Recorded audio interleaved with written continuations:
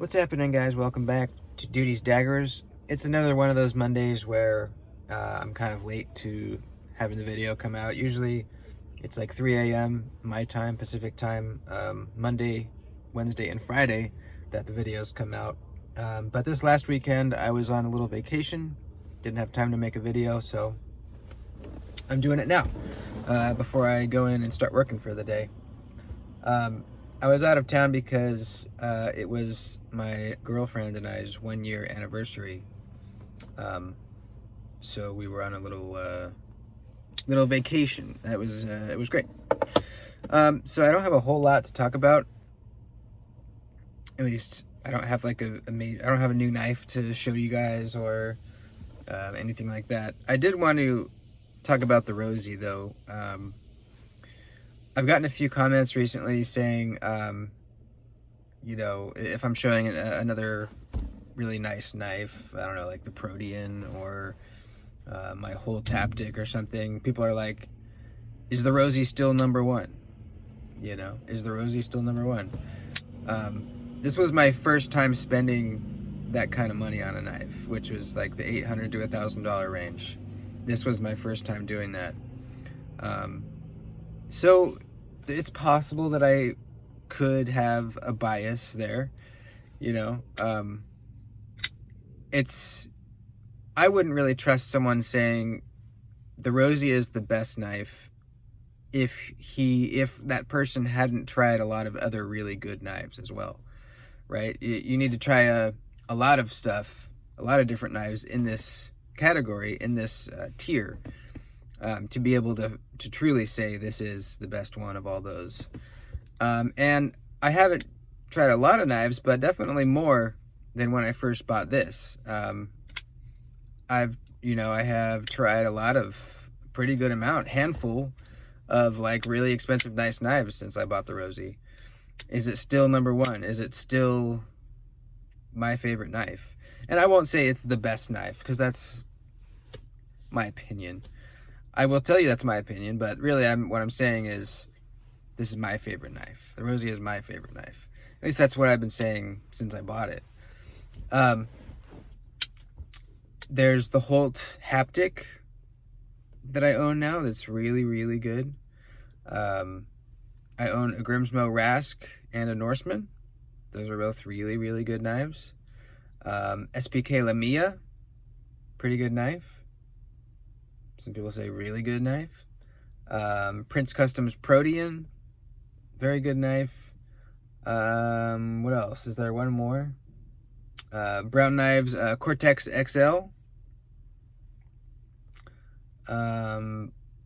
What else? I think that's it, at least in my collection of like top tier knives. I might be forgetting one. And all of those I acquired after the Rosie. Is the Rosie still number one? I haven't carried the Rosie in a couple weeks now. This is kind of my first time carrying it for in a couple weeks. And just getting it in my hands again after that little break, man, it's good. Man, it's good. You know, it's not the smoothest. It's not the snappiest, although it is really nice and snappy, and the reverse flick is excellent. You know, but it's just so good.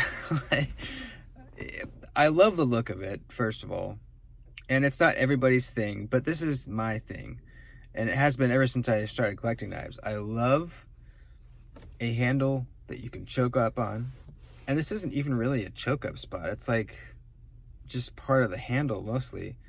So it's not even really like a choked up in like a choil sense. It's more just like there's a really nice spot right in the handle there, so you're nice and close to the edge.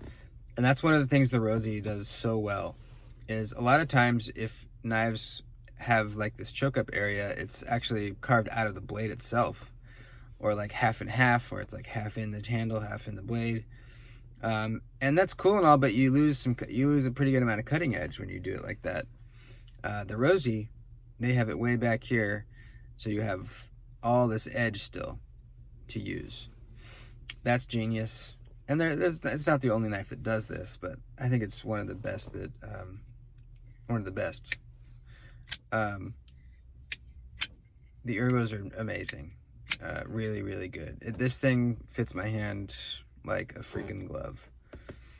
It might be the most comfortable handle of any knife. And it's interesting because the scales aren't even contoured. They're nicely chamfered around the edges, but they're not, they're flat scales. But still, so comfortable. So comfortable. The clip, I absolutely love this clip. It's simple, but very effective. It's pretty deep carry. It's like pretty much that's all that's poking out of your pocket, that little corner. The cutting geometry is amazing. The blade stocks it's not like insane. It's not like TRM thin or quiet carry drift thin, but it's thin. The grind is amazing. It's a full flat grind.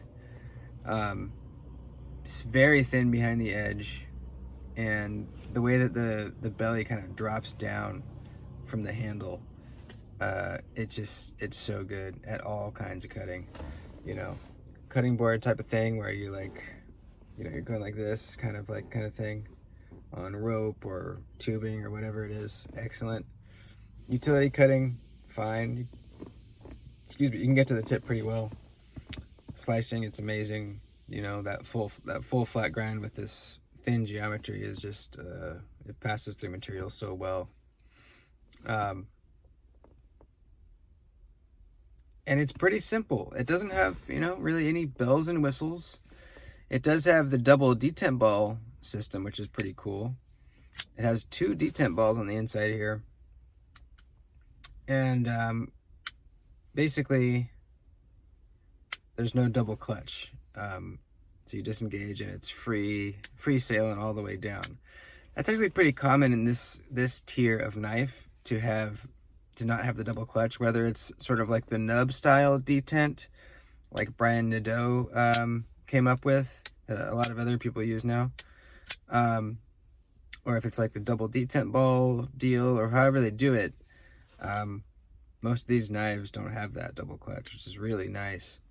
It's a simple thing, but it's really makes disengaging a lot smoother, just nicer. So that's really kind of the only fancy, new, interesting thing that this has. It's really just it's a titanium frame lock with flat scales. But just the way that it's put together and designed makes the Rosie, and the Rosie is fantastic. Like I said, not the smoothest in the action department. It drops to your thumb very well, and then nice little shake, and it goes down. It's not gonna be like the Rask or my Holt, but it's pretty good. The Rask and my Holt haptic definitely have it beat on the smoothness front. Those knives are so ridiculously smooth. The Rask in particular, that's the smoothest thing I've ever felt in a knife, by far, actually. The Holt is probably the next smoothest. So yeah, both of them are just crazy smooth. What about the build quality? I would say it's very good, but there's not really any areas of the knife where they're showing off. My Holt haptic comes to mind, where if you're looking down here at the tip, at the butt of the knife, this backspacer has a little groove milled into it so that the tip sits absolutely perfectly right in that little notch. That's just kind of a cool thing to look at, wow, they got that absolutely perfectly centered. The backspacer is really cool. They have these little slots in the backspacer that line up perfectly, with the slots on the scales, on either scale. That's really cool. On the Rask, we have the hardware, even the hardware has like little dots milled around the actual like tooling area. There's all kinds of cool milling on the inside of the knife when you take it apart that you can see. On the Cortex XL, there's some cool milling on the inside that you can't see. This doesn't really have that. I don't think it has anything on the inside as far as like any text. Yeah, I don't see anything. So it's not fancy. You know, I do love the way they do their billboarding, where you can see it. You know, you can see their logo right there. You can see what number the knife is. Mine's 1449 when it's closed, but when it's open, there's nothing.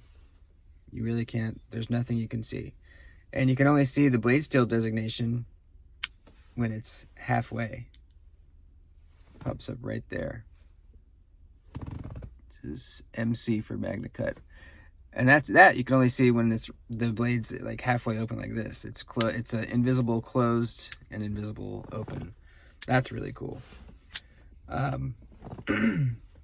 Is it still number one?